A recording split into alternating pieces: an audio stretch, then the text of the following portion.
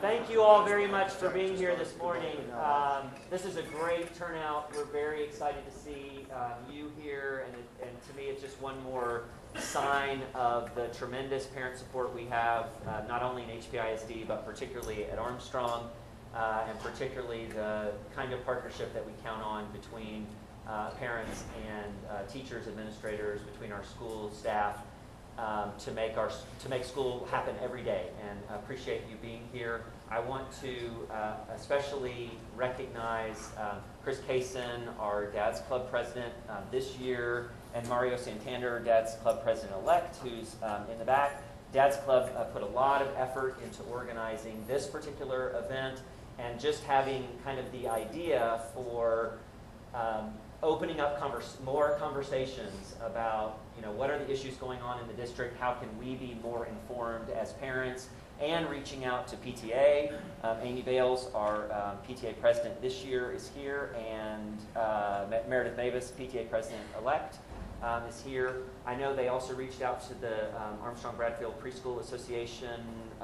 I don't know if is our president here this morning, and to encourage their membership also to be part of our event. And I think it's a great idea to just kind of sponsor some joint events, again, to open up some conversation between our parents, to make sure that we have a very educated parent base to understand what are some of the issues facing our district. And one of the things I think that's really important, I want to introduce our featured guests this morning, and make sure that they have all the time that's necessary. I also want to say very much thank you to some of our high school students who are here to help run our technology. We are videoing this just to make the presentation available to a wider audience. We'll be posting it on our website in case there are other people who are not able to be here. And thank you to our PTA, who last year provided the equipment that we'll begin using more and more as we train our own students to use this equipment to start developing multimedia projects in our classrooms and doing additional things with multimedia kinds of activities. So we have high school students here running our equipment today. I know that you have heard over the last several years about changing situations kind of at the state level, whether it's changing requirements with testing, changing economic climate that's certainly affected our revenues into the district, all that kind of stuff. And a lot of times I think we want to know as parents, how is that affecting what's the bottom line for our budget? How's it affecting what's going on in the classroom? How's it affecting what we have to do with testing, all that kind of thing?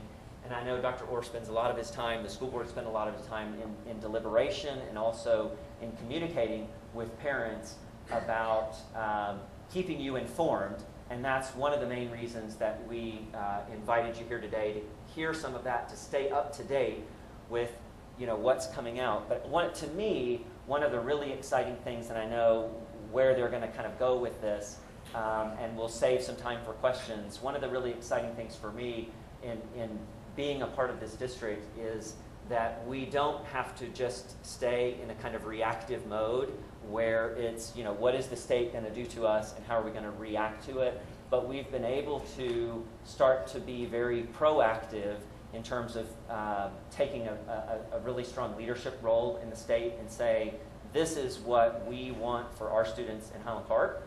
And that's what we've always done, and we're not going to allow for whatever those kind of conditions that are out there to limit the opportunities that our kids have. And so I know you're going to hear a lot about how the district is participating around the state in some very active ways in continuing to craft the direction and the vision that we're going, and hopefully leading the state in providing that opportunity for all students. So our school superintendent, Dr. Orr, is here to talk with you again a little bit about what's the condition of things that are going on to keep you informed, but also the direction that we're headed. And school trustee Sam Dalton, also former Armstrong parent Sam Dalton, is here also to help give the trustees' perspective. So appreciate you all both being here today. Again, appreciate the PTA and Dad's Club for setting up this event. and I'm going to turn it over to them to present and then also open up for time for questions. Good morning, and thank you for being here. I'm always a pleasure to have the opportunity to talk to parents. I think Dr. Moran laid out about that's got to be at least a 5-lecture series if I'm going to cover all of those things, and I'm going to touch on several of those things. I was asked really primarily to address the issues around school finance litigation, the upcoming legislative session, what is the long-term outlook in terms of revenue and support for our programs. And that's important. I also want to talk in terms of our continued enrollment increase and the implication it has for facilities. And before I move into those two things that are important, I do want to talk a little bit about some of the things that really relate to direction and vision and instruction and great learning opportunities for our students. One thing that I would urge you to do if you haven't done it, just as a note, we had a tremendous start to our school year, and I'm referring specifically to our convocation, where all of our staff comes back. We honor our teachers of the year. But one of the things that we've done over the last 4 years is we've invited a recent graduate from Highland Park High School to come back. Typically after they've been out of high school for a year, they're in their sophomore year of college, sometimes their junior year of college, to simply talk about the difference teachers made in their life, what were their experiences as a student as they look back, what reflections and advice would they offer? Well, the speaker this year was Sarah Sutherland, who was an Armstrong graduate. Sarah's at the University of Texas. She won a state championship in the 2 miles. She was on state championship cross-country teams. She's at the University of Texas, and she's a Spanish major, doing some just tremendous work, and was able just to reflect back on days at Armstrong, the difference that teachers made. And I always urge parents, particularly parents of young children, it's important to understand the great opportunities that are going to be down the road and what your child is going to have an opportunity to do. So it's a short 10, 12 minute. You would enjoy it. It's available at our website. I hope you would do that. In terms of some direction at an important level, the Highland Park is one of 23 districts chosen as part of the High Performance Schools Consortium. And years ago, Kathy Bryce and I, along with about 34 other superintendents, worked for a 2-year period on basically the topic of what is it that we think we should be doing. And it was in partially in response to some legislative criticism that said, we're real clear on what schools are against. We're not really quite clear what they're for. And we took that to heart, that we had been defining ourselves simply in a reactive mode. And so we really put together a white paper. We spent 2 years listening to some of the top thought leaders in the nation, talking about school restructuring, school transformation, and gave a great deal of thought to the way standardized testing has narrowed and tightened the scope of schools, limited opportunities for kids. We thought about accountability from a standpoint of, instead of being accountable to a state and federal bureaucracy, that we needed a stronger accountability to our local communities. And we gave a great deal of thought to the reality of the way the digital environment is really reshaping the world and the world in which kids live and will work and access to information and resources. The purpose of the consortium, and Senator John Corona carried the bill for us, is to allow 20 to 23 districts to craft out a plan that and to be free from a great deal of the current state regulation as we try to pilot that vision over a 3 to 5 year period. Highland Park has proposed that we want some freedom from the state curriculum. We want to be able to look at the best of the National Common Core standards. We want to look at international benchmarks. We want to understand what high-performing students around the world are experiencing in terms of curriculum and create better options for our students that will prepare them for this unique world of competition and cooperation that they're going to be living in. So those are exciting things. That's a much longer talk, but those are in the works, and if we're successful, we'll be before the legislature in February, March, describing that vision. Hopefully they will give us the go-ahead to then work on that for a 3 to 5 year period, long enough to actually show some results from it. Now, let's move to the more immediate realities of where we are. We did have a good open to our school year. We continue to see enrollment growth. And to give you perspective, if we look back at Highland Park 2001, 2002, we've grown by 1,000 students since that 10, 11 year period. Armstrong has about 100 more students than it did 11 years ago. The other elementaries have 140 to 160 more students than they had in 2001, 2002. Our intermediate and middle school is actually our largest campus in terms of enrollment, 2,150 students in those 4 grades. The high school is 2,045, to just give you a perspective. We will be graduating a class of about 485, replacing them with a freshman class of 535. So we continue to see growth occurring. This year, we added 3 additional elementary classrooms to alleviate overcrowding. Last year, we asked for over 65 classroom waivers on the 22-to-1, and part of it was finance. The other part of it simply was space in terms of just having the classrooms to open up. But we opened up 2 additional classes at Higher, 1 additional classroom at University Park, and that has allowed us to bring our average back down to under the 22-to-1. We still ask for about 35 waivers, and that's really driven primarily by space needs.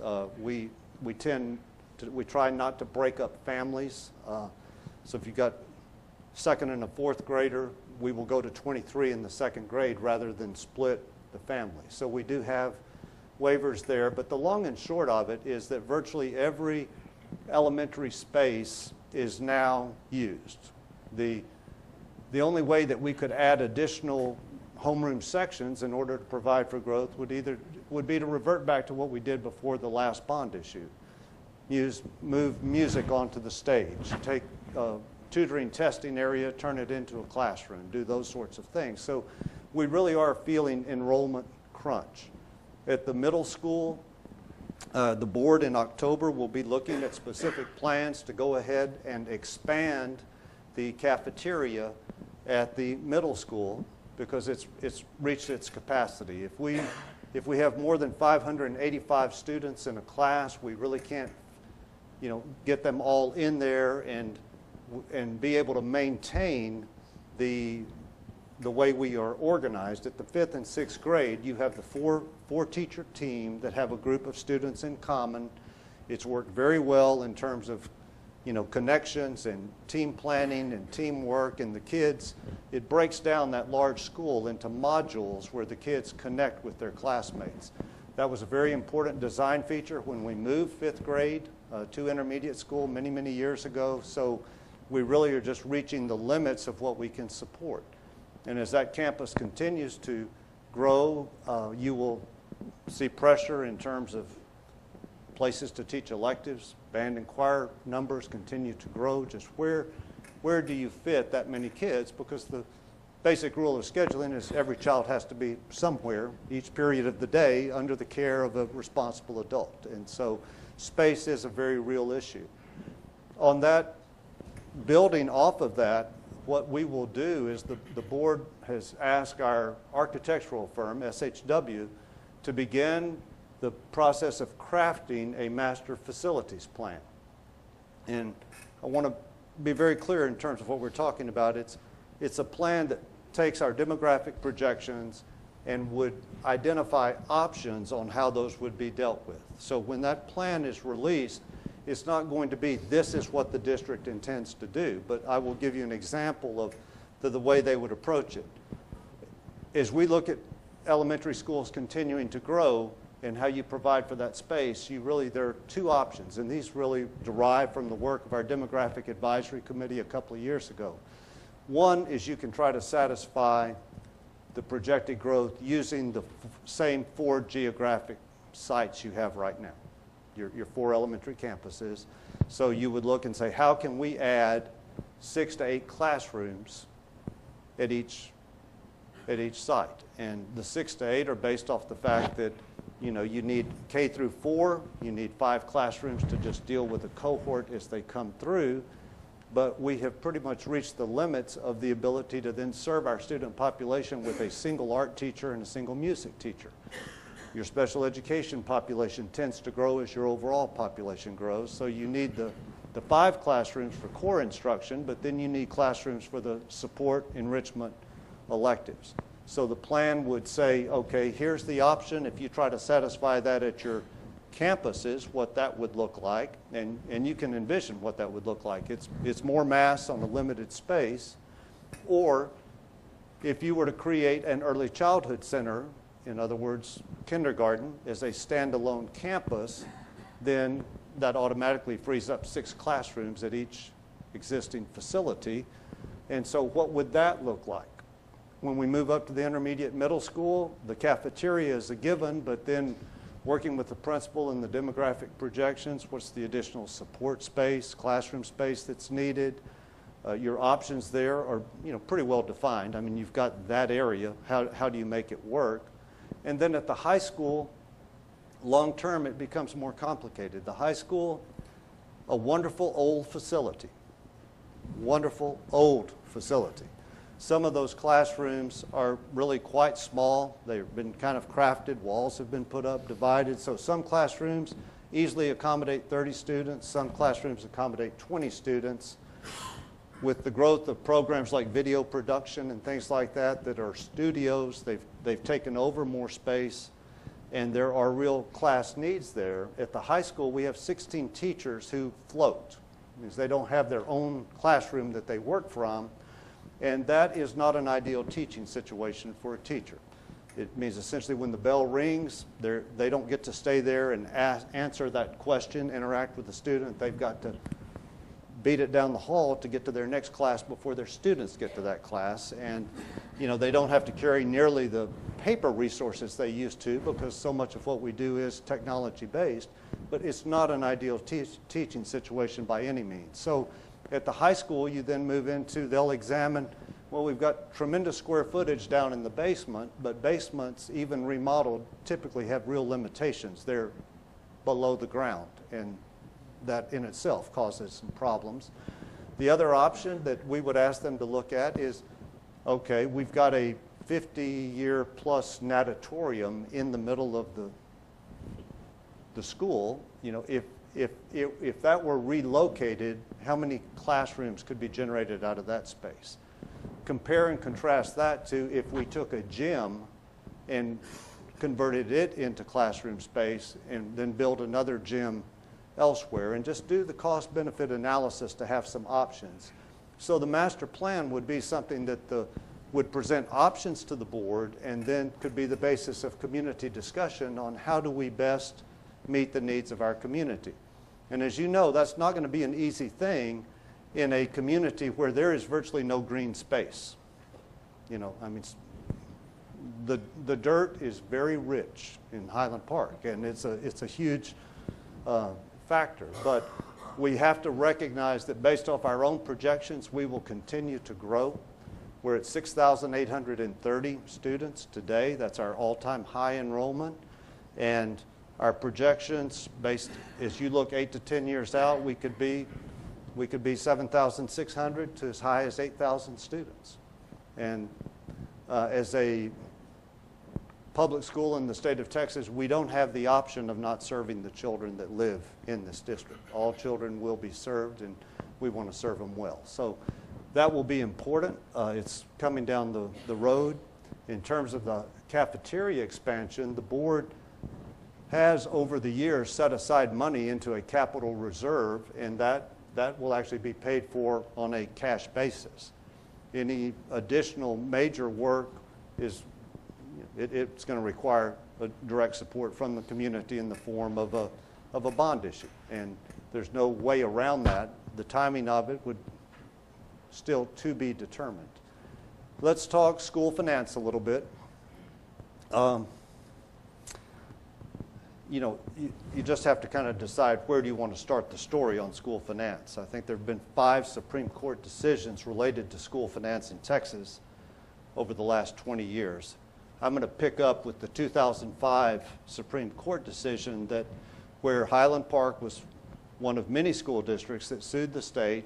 And at that time, what Highland Park, among others, contended was that the state had, in essence, established a statewide property tax in violation of the Texas Constitution, because virtually all schools were at their legal maximum taxing authority, or within a penny of it, and really had no choice about being there. And for Highland Park, by the time they levied the tax, sent the recapture, every penny of tax revenue derived from that was really being dedicated to state purposes, and there was no concept of meaningful local discretion, enrichment, where the board actually said, no, this is the basic program, and we choose to go beyond it in these ways.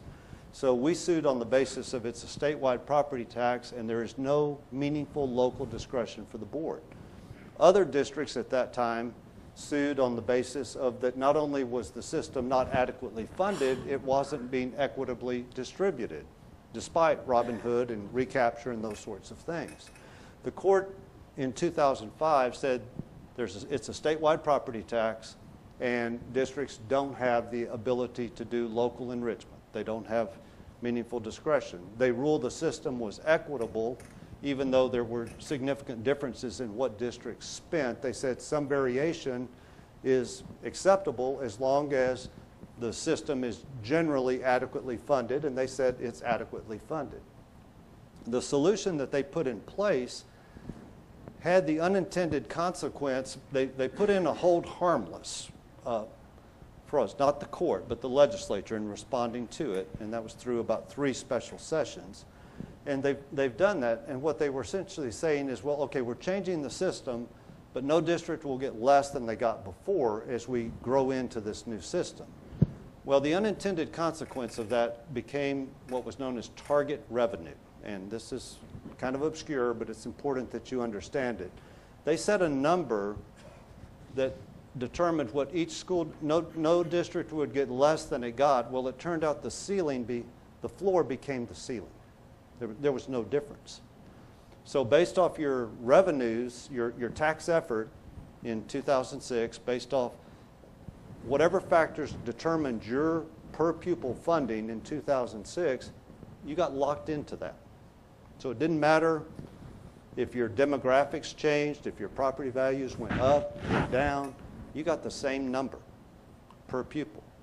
And that system has been in place, and that's why everyone is back in court now, because what districts, this isn't rational. I mean, if I've gone from 20% free and reduced lunch kids to 60%, if I've had major, economic shifts and have, gained property value or lost property, there's no correlation to the funding factors and what you get.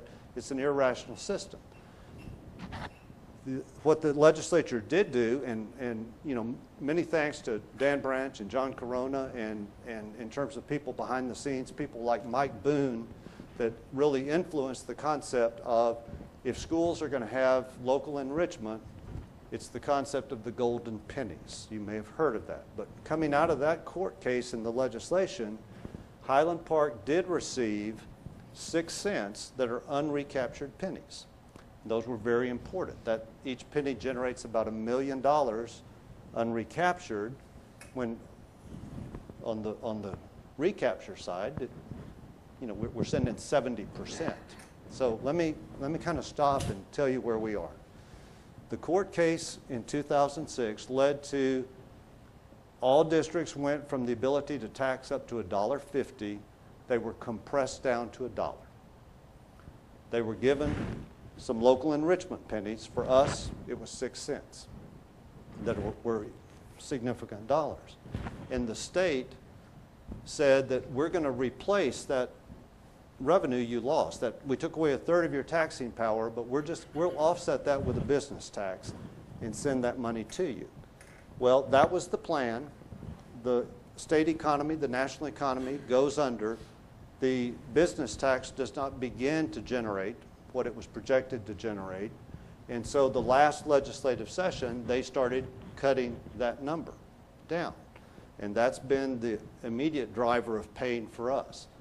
So you've got districts that have gone to court. We've gone to court on the basis of we're right back to where we are. It's a statewide property tax. We've levied all of our golden pennies. You continue to cut funding, so what was supposed to be for enrichment is now going to just pay for the basic scope of education. Other districts are saying, you know, we get $4,000 per pupil. Highland Park gets $5,700. Other districts get $7,000. Other districts get as much as $9,000. How can this be? And so there's the whole inefficiency, equity, it's not there. Highland Park is part of a group that is arguing strictly for adequacy. You're not funding schools to do the job you've asked them to do, and there's no local enrichment. We have not been part of the equity argument because we feel that if you don't win on the adequacy argument, then an equity argument that wins just means more redistribution. You know, our goal is everyone has got to be funded at an appropriate level to meet what the state has said it has to do. So how does that all work? The trial will start October 23rd. You've got at least 5 different groups that have filed claims. The judge has basically put it under one umbrella where it's possible you cooperate on expert witnesses.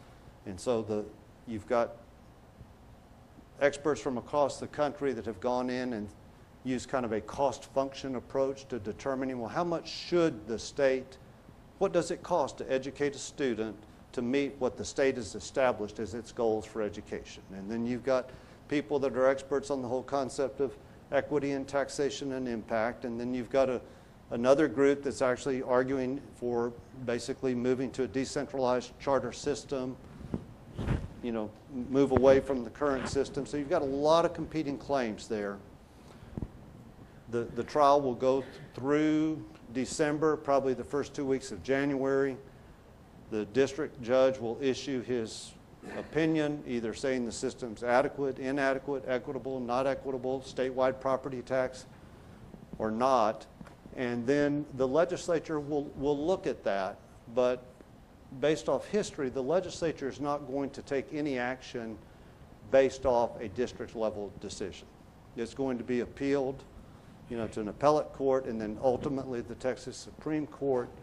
And if history is any guide, that'll take place over the course of the spring, and by the summer we should be back in a special session.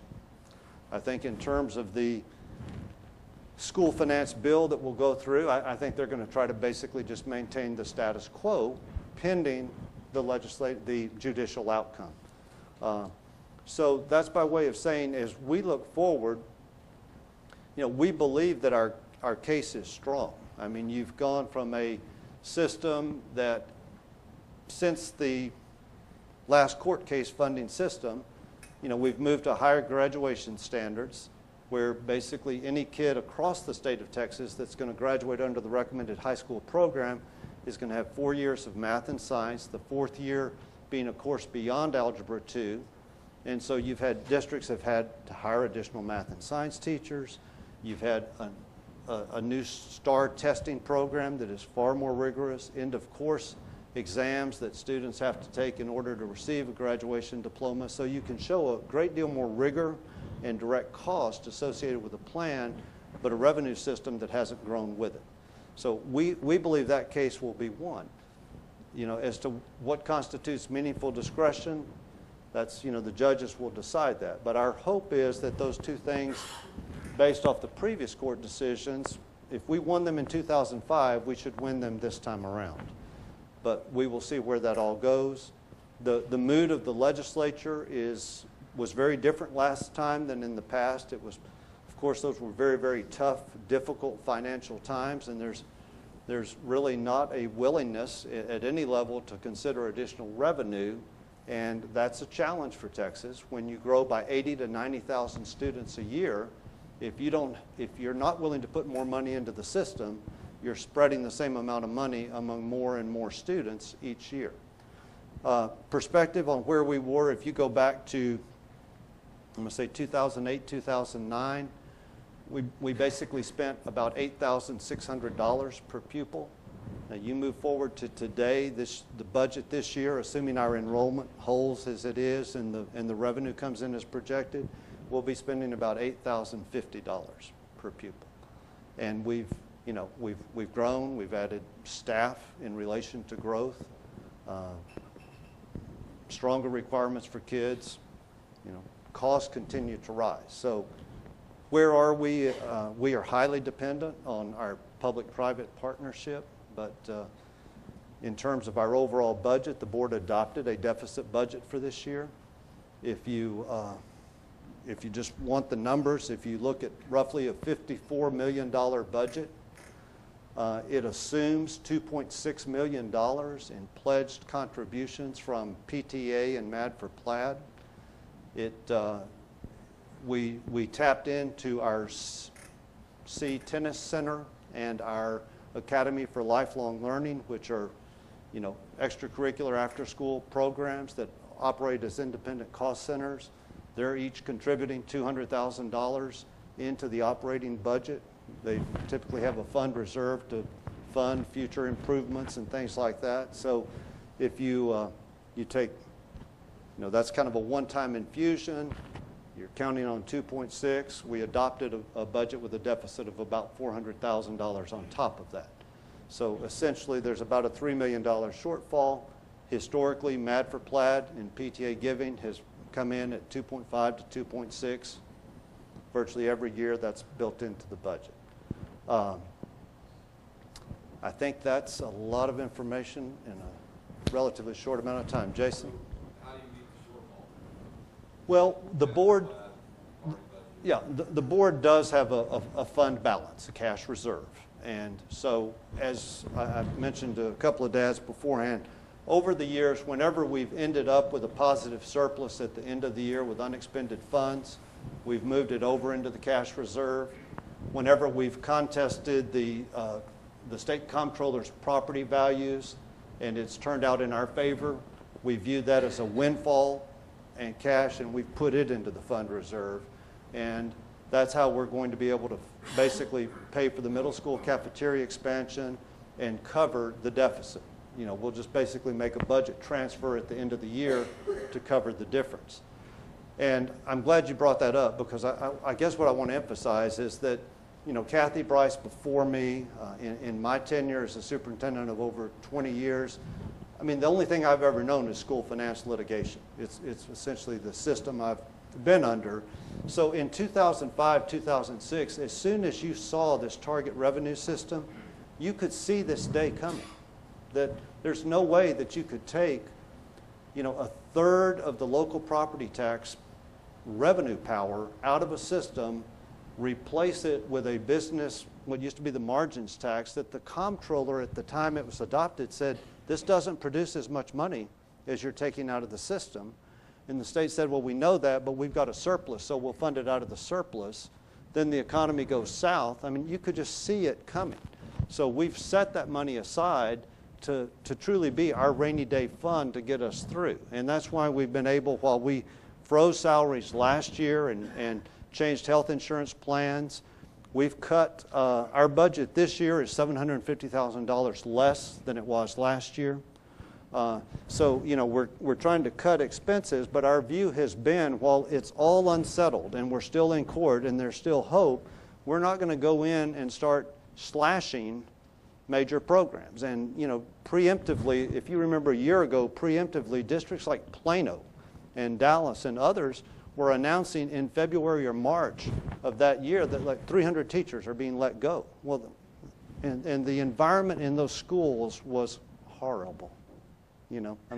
Kids crying that their teacher, wasn't going to be there next year. We didn't do that, and we're not going to do it, unless we were absolutely forced to. So we've got that. We have an amount we can't go under. We have to keep 3 months operating reserves because, again, we don't receive money from the state. We gather a tremendous amount of money. We send a lot of them back, and then they send some of it back to us. But we operate school, from July through November before any tax revenue comes in. So we have a fund balance that we have to keep for just cash flow operations, and then we've got reserves that have been set aside for construction and this kind of deficit management. Yes? How does our district compare to other like districts in the state?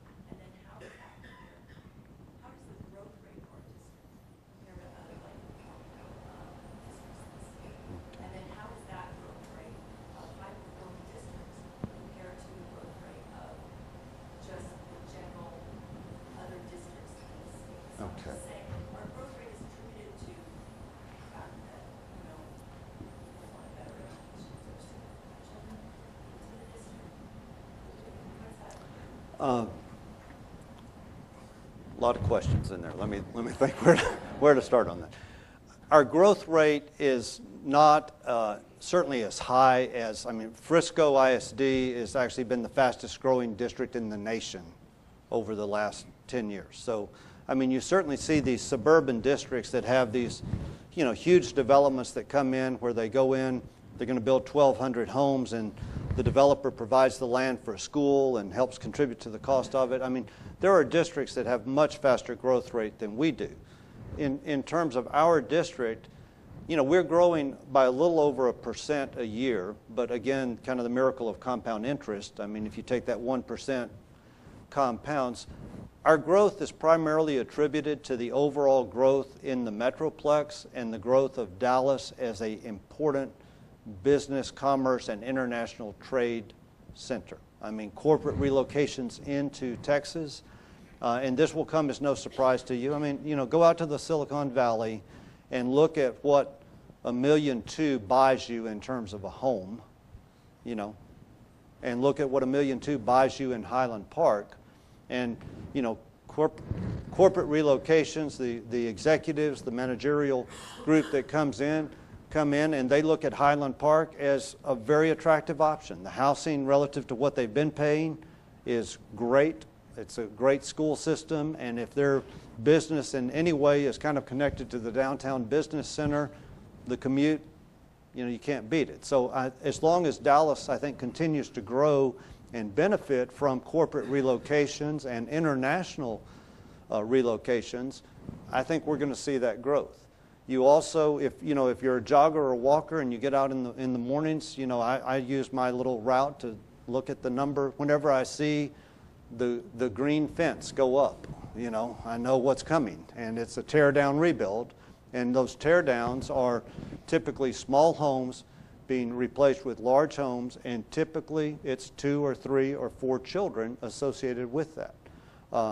So we just simply see the growth. We're only 6.2 square miles. It's all developed, but you do see turnover and moves.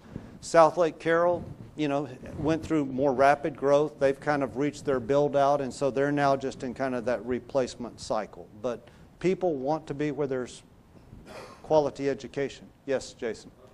Just a follow-up. So at current levels, how many years is the deficit sustainable?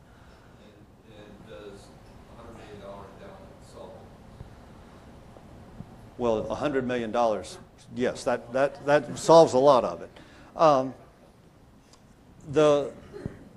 The answer to that, I wish it were very simple. What we've done in our projections is taken the state at their word. And in the last legislative session, they specifically put in language that said their intent was to return all districts to the state funding formula by 2017.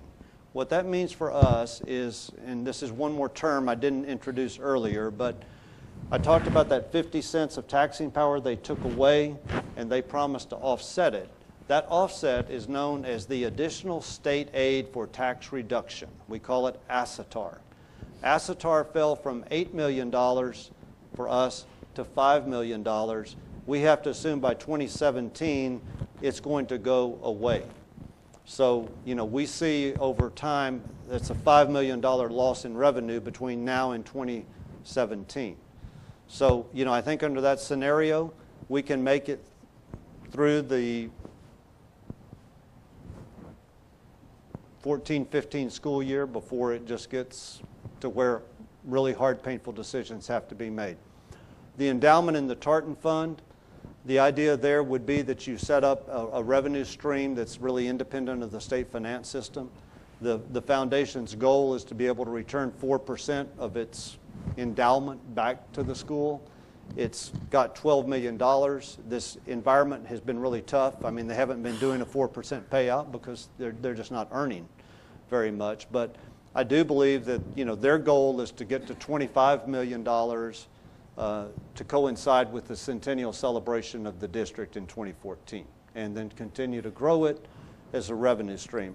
I'll get to you. The other thing that the board is doing is, I mean, we really are looking aggressively at naming opportunities. We're going to be asking for a proposal for naming rights on the stadium, and in the past we've always gone with what we call the honorific or memorial donations, which typically are in memory of families and things like that, our libraries and that sort of thing. We think for the stadium we're pretty much going to have to go for a corporate approach because it's just the advertising revenue, and you know, families are reluctant to put you know, $5 million into a football stadium that they wonder, you know, well, like, how long is it going to be there? I mean, it's not the newest facility around, but from a corporate standpoint, we think it has better potential. Let me go here and then back to you, sir. Okay, so I have two unrelated questions. Okay. One is in your lawsuit, best case scenario, Mhm. what does it look like if we win? Yeah. What benefit do we get? Okay.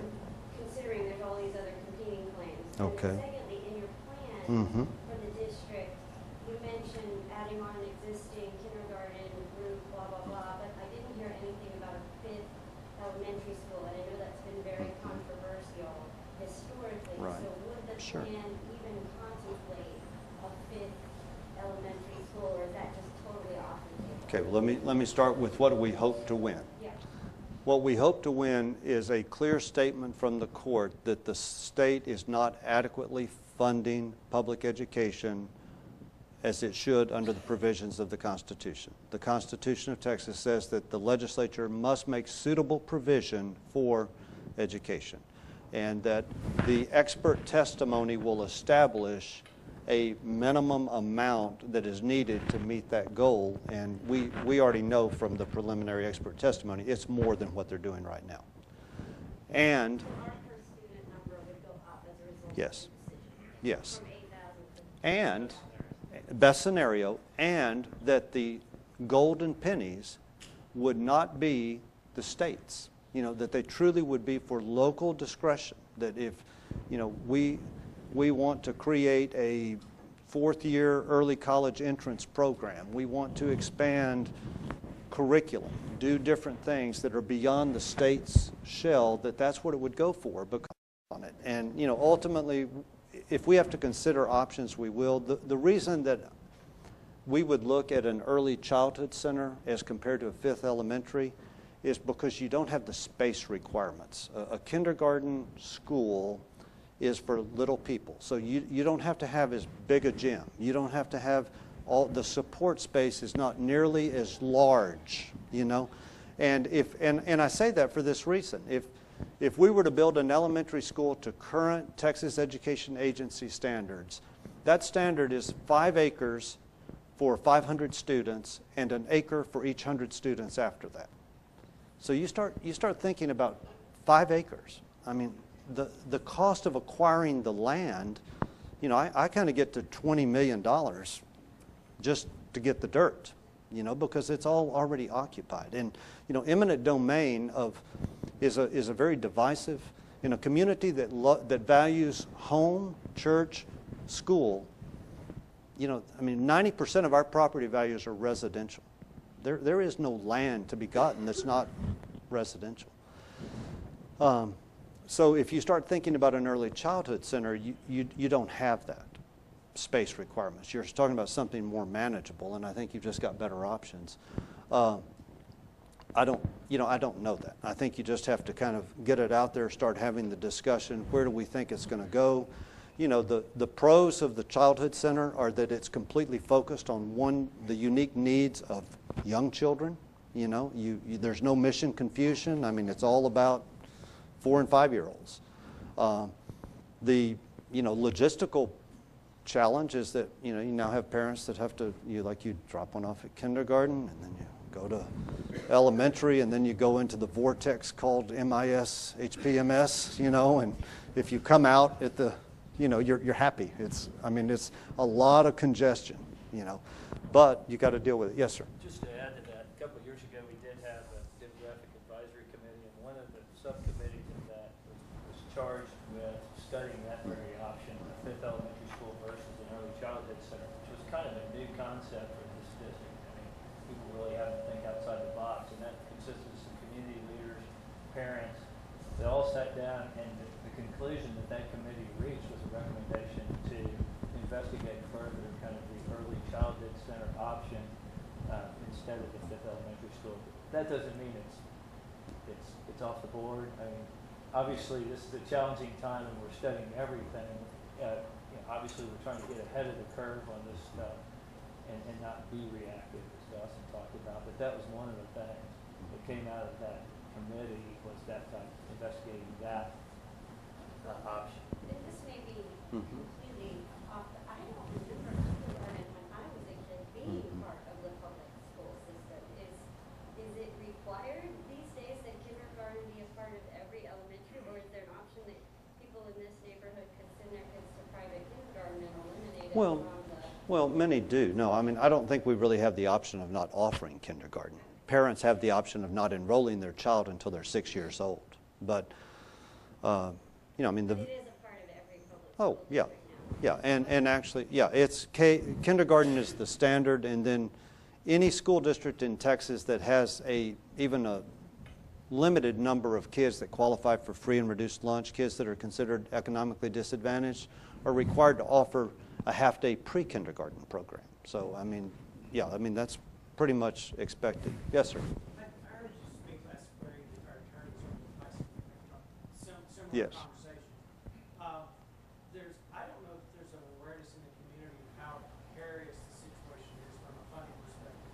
And one of the discussions at that time was we need to become more independent of our state government that we're saddled with. It seems to want to do damage to us as schools. Right. How do we get the community aware and move this forward so that we've got a relatively short window here, create hopefully some breathing space between us and the state government that we really can't count on? Well, again, I think it's this kind of venue. We've had that community forum. We will have another such forum, probably, I think, at the point that there actually is a court decision. Will be about the same time the legislature is coming into session, so we'll invite John Turner from Haynes and Boone back, invite the Moat Casey experts in, and kind of brief the community on what does this mean to us and what do we need to do. I do think absolutely that the idea of building up the endowment, the Tartan endowment, makes great sense. And I would say this in the most charitable sense, is let's just even assume that the state wanted to do everything that it could. With adding 80 to 90,000 new students a year, and a state, the population just continues to grow, the stress on public services, whether education, health, roads, water systems, is going to continue to just be enormous. And the state's revenue system is going to be taxed. So even in the best of times, I think the idea of having an independent revenue stream, because it's really the last 5% is when the pain comes in, I think. So I think we do have to continue to educate the community. Candidly, since you asked me, I usually don't get into politics. I think our legislators have gotten a pretty free ride in terms of, signing no new tax pledges and not even being willing to consider anything. In 2005, Governor Perry made a big deal after that case of the importance of closing tax loopholes, that everyone ought to pay their fair share. It's not fair for one business to be taxed and another to have a loophole, and all of that kind of talk. And now there's not going to be any new revenue. We're not going to discuss loopholes. Even if we get more revenue, we don't need to feed the beast. I love that one. The rainy day fund, we're not going to touch the rainy day fund. Well, what was the rainy day fund for? It's when it was to even out the ups and downs. So I think that the overall environment down there is one in which people aren't really being held accountable for the decisions that they make. Yes, ma'am.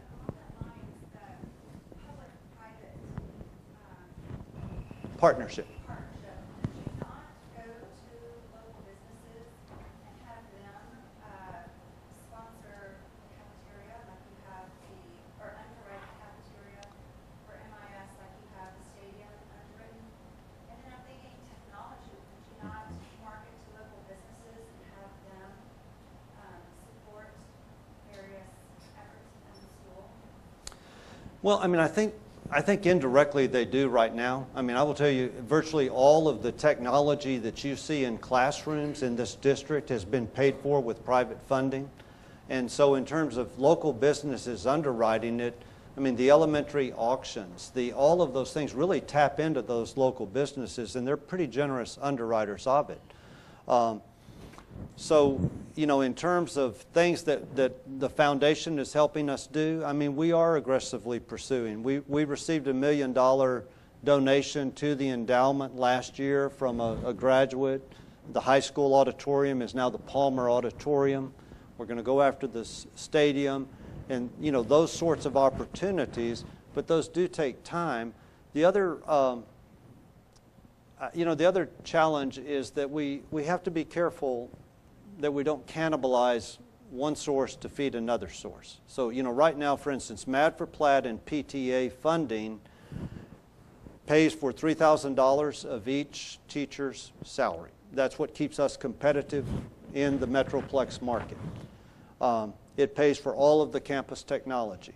Virtually all of our professional development of our teachers comes from the golf tournament that Sam wants everyone to sign up for, or PTA giving. So we have to be careful that we make people understand there's a long history of doing that. I mean, that's about 10 years of that's the way those programs are funded. So if we start talking tartan fund, and all of a sudden the money just goes from here to there, well, then you don't have it. But I think our local businesses and our parents already do an amazing level. It's unparalleled. We're in a consortium with Nutrier in Chicago, which in Illinois they don't have a worry about equalization. Nutrier spends $19,000 per pupil. We spend $8,000. But Nutrier, Palo Alto, Ladue up in Kansas City, Eanes, none of those communities approach this community in terms of private support for their schools. So I think they're already doing an awful lot. But yes, we will. The other thing we're trying to figure out to do is the marketing opportunities around our schools without becoming, you know, crass and again cannibalizing other gifts. But you know, whether it's the kiosks or the marquee or things like that that can produce some revenue streams. Yes, sir. I've asked this question before. Okay. All right. Defined answer. So I'm going to beat around the bush. Right now I have 3 kids in elementary school. I'm not saying I don't care about the middle school and high school. But I want to just use a round number of $1,000. Where do I get the money to? Better for Math Applied? Like skip a check? I've never understood exactly where that money should go. Or if it should go 50% to Math Applied, et cetera. And Okay. of course, giving along the way when I get into Well, school. that the reason there's not a straight answer for that is that it truly is based off what's important to you and what your horizon is. If you truly, I'm saying in yeah. this example, my All right. importance is the elementary school. If your absolute importance is the elementary school where your children are, then you obviously give to your elementary school. Now, let me give you the other part of that, though. If you've got a 3rd or 4th grader, understand, like, for instance, the Mad for Plaid dollars, the PTA giving, that you know, you're raising and is going for the benefit of your 3rd or 4th grader. When your child goes to the intermediate school, they're going to be using hand-me-down computers from the elementary schools. They are the, you know, they just, the parent focus shifts dramatically. So I guess what I would ask people to do is kind of think in terms of that longer horizon of your child's going to be coming up. Every child comes up through the intermediate, middle school, high school. But if you're talking the immediate and now, well, you give to where your kids are.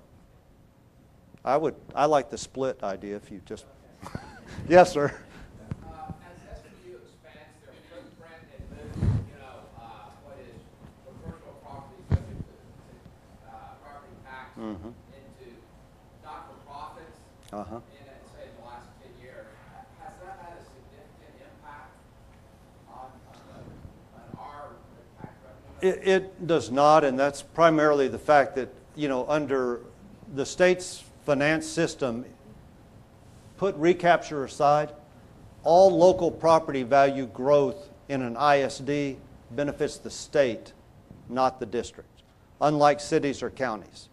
Because under the state formula, they calculate if your local values go up and generate more revenue, the state's responsibility goes down. And so they've been the beneficiaries of all property growth. Under a recapture system for us, if our property values grow faster than our student population grows, it just simply increases recapture. Yes, sir. Just piggybacking off what you were saying, as SMU's growing their footprint from a property standpoint, they're acquiring residential properties for their long-term growth. Are we doing something similar, knowing that we're landlocked in terms of some of our schools with the cities, or how do we plan to grow up and probably out? Well, there's two phases to that. As a result of recent changes to the eminent domain law, last legislative session, the district cannot acquire any property without having a master plan.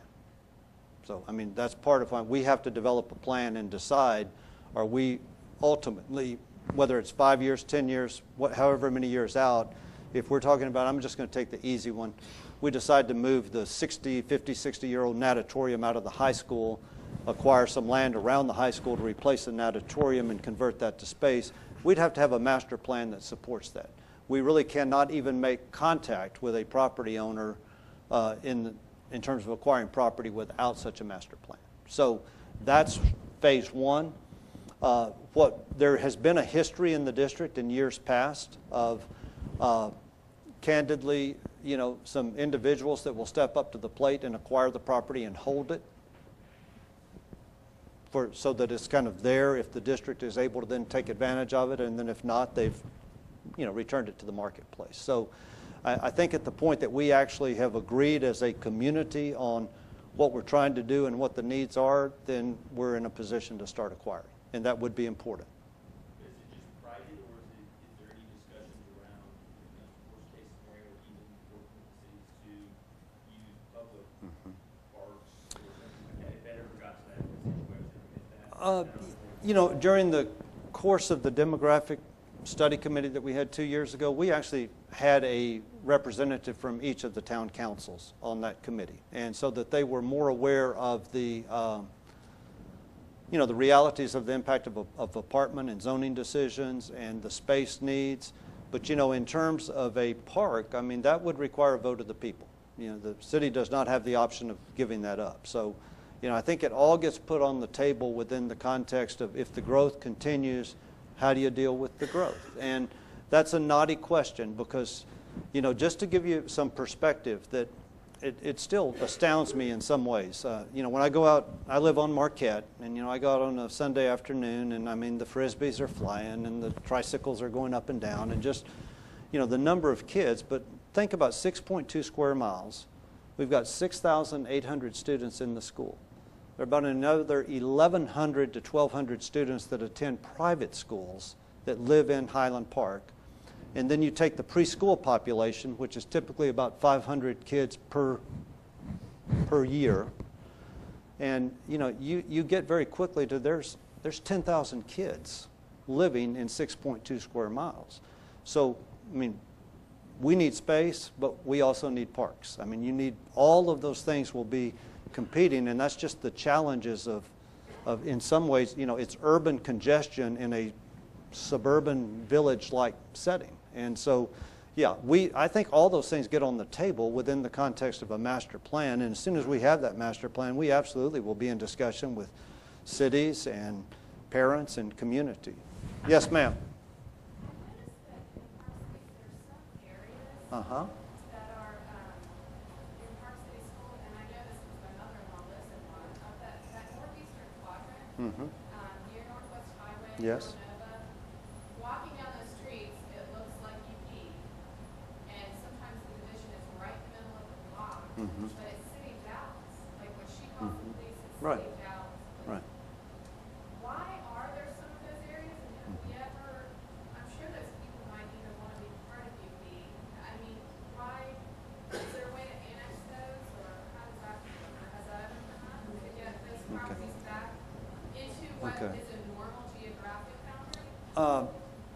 No, and let me clarify. The term independent school district actually means it is an independent governmental jurisdiction.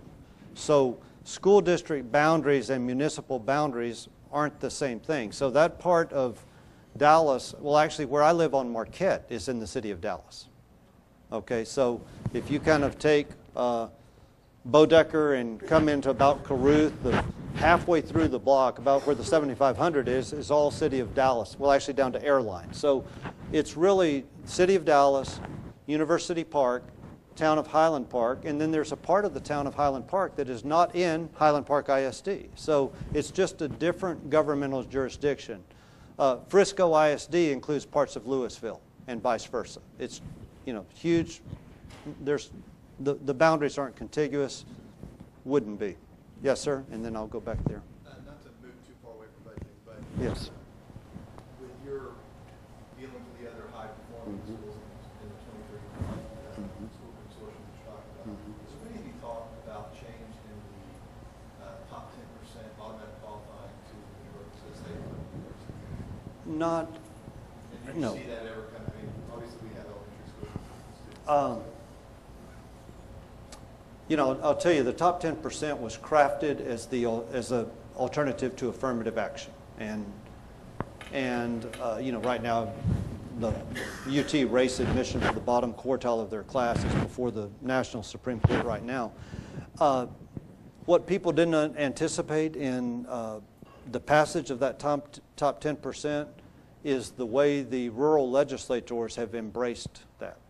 So it's a political issue in terms of that it has just created tremendous opportunities for kids from rural schools that, some of them, their top 10% is like one student, two students, small numbers, where they're being successfully admitted into the flagship university. So it's really a political question that UT, with all of its resources and all of its alumni base, they had to fight like the devil to get it from 10% down to 8%.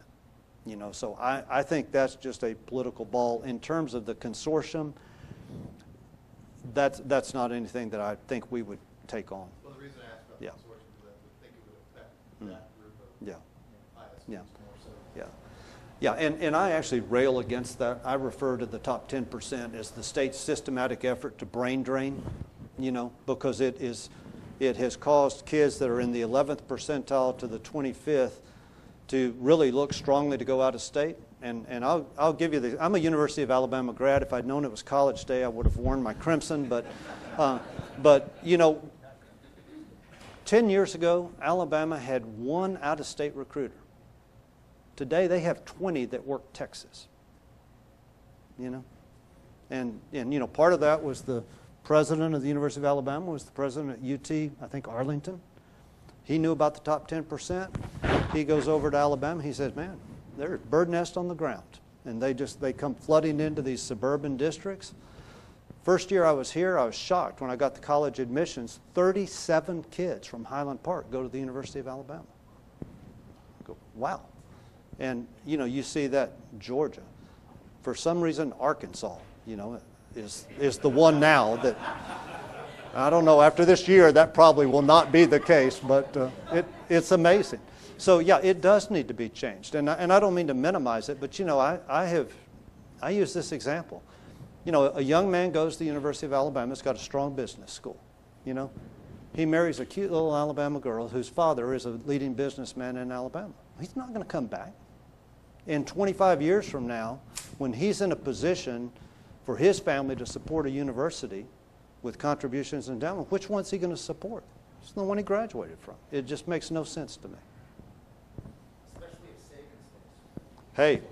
Hey, they'll probably just, they'll keep him just, even if they have to wind him up at the rate he's going. It's hard. Is there anything else? You've been very generous with your time. Yes, ma'am. Uh-huh. Regarding keeping us to the state constitutional requirements for education. Right.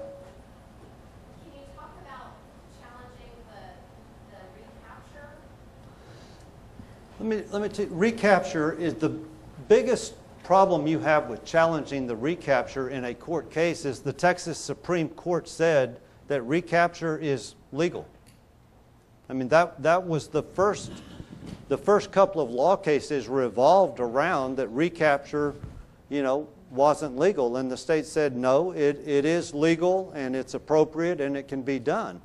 I think that will be changed more from a political standpoint than a legal standpoint, because when recapture was originally put in, it affected 25 districts. Today, there are over 325 districts are subject to recapture. Almost a third of the districts in the state are now subject to recapture.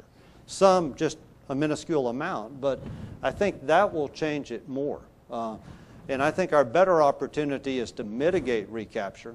I would love to think they might say no recapture greater than 50%. But in terms of a legal issue, the Supreme Court of Texas said you can recapture. Well, how do you mitigate the percentage of recapture? How is that? Are there any efforts? I think Dan Branch got all of his gray hair from trying to do that. I mean, in all honesty, it's just such a political issue in terms of as long as there are significant numbers of legislators and school districts that feel the system is inequitable, that they don't have, it really gets into some of the politics of envy in terms of that we're not going to agree to that if it means Highland Park still gets more than we do, and so that's always been the challenge, and that's why we candidly are working hardest on the issue of adequacy. I mean, give the districts, if what they need to get the job done, because until you satisfy that sense of just fundamental fairness as they see it, I don't think you can have a very good discussion about enrichment and being able to keep more of your own. Yes, sir. I just say in the interest of time, we probably need to wrap this up. And I'll stay here to answer any questions here for a few minutes if you have individual questions. But I just wanted to say on behalf of the Board of Trustees, one of the things that makes this music class so that needs to come in here? great is the parental involvement and the level of parent involvement, giving both your time and your money and caring about those kids. As you can tell, we're very fortunate to have a very capable superintendent. We've got the best principals. We've got great teachers. We've got a board that's trying hard to look out and plan ahead for the school district. I think we're in very good hands with Dawson leading us. Skip's a tremendous principal. You guys have a lot to be proud of here at Armstrong. I had 4 kids go through this school. The last time I was in this auditorium was last May when my 4th kid did graduation, and that's a special time for you guys here. But this is a special school with a special district. We're working hard for y'all. We want to hear from you. There's 7 of us on the Board of Trustees. Our phone numbers are on the website. Please call, email us. We'll handle those issues. We'll try to take things on for you. If you have ideas or concerns, that's what we're there for. We can't do this by ourselves. We've got a lot of really smart people in this district with a lot of really good ideas, but we need you guys to share those with us and keep doing that. So thanks for your time today. Keep doing what you're doing, and we'll stick around for a few questions if you guys want to come up and talk to each of us individually. Thank you very much.